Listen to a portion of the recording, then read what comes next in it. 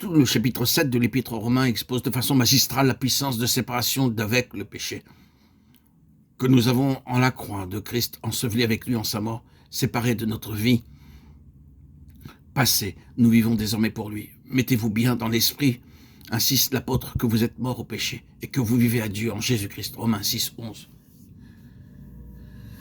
Quelques lecteurs assoiffés de sainteté pensera peut-être en me lisant, je me suis considéré comme mort au péché. Je n'ai guère fait, semble-t-il, qu'essayer de me persuader d'un mensonge.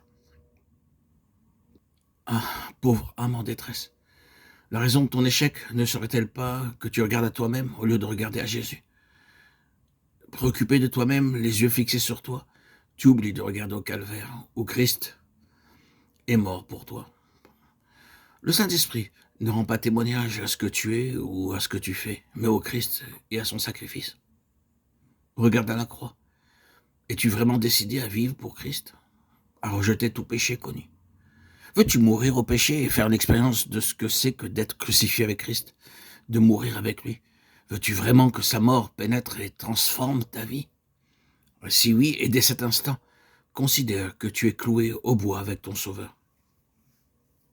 Alors, te reposant sur le Saint-Esprit et par la foi en la parole de Dieu, veille à combattre le péché.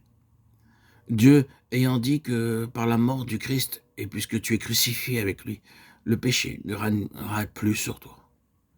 Caché en Christ sur la croix, uni à lui dans sa vie, il ne te reste plus qu'à vouloir ce qu'il veut, insistant, instant après instant, te reposant sur ses promesses. Seul,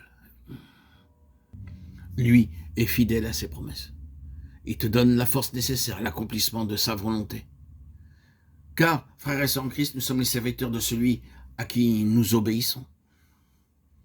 À l'heure de la tentation, réfugie-toi en Christ sur la croix. Et là, repousse absolument toutes les sollicitations du péché. N'essaie pas de te mesurer avec l'ennemi, remets tout à Jésus, puisque tu partages sa vie. Et tu découvriras alors qu'il a la puissance de te délivrer, de te garder. Gloire à son très saint nom précieux, Jésus-Christ, notre Sauveur, notre Rédempteur. Et une fois affranchi de l'esclavage du péché et enrôlé au service de Dieu, Romains 6, 22, alors agissons en toute droiture et sincérité. Ne plaisantons jamais avec le mal, ne le tolérons d'aucune manière. Ayons l'obéissance prompte et joyeuse, sachant que le Seigneur opère en nous le vouloir et le faire, selon son bon plaisir.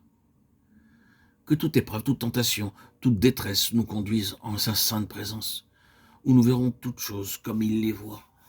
Là, nous marchons dans la lumière, parce qu'il est lumière, et son sang précieux nous purifie de tout péché. Si quelqu'un a un péché, nous avons un avocat près du Père, Jésus-Christ le juste. C'est lui qui est la victime de propitiation pour nos péchés, et non seulement pour les nôtres, mais aussi pour ceux du monde entier. 1 Jean 2, 1, 2. Toutefois, pour que l'âme soupire après la délivrance, il faut d'abord qu'elle ait senti le poids de ses chaînes.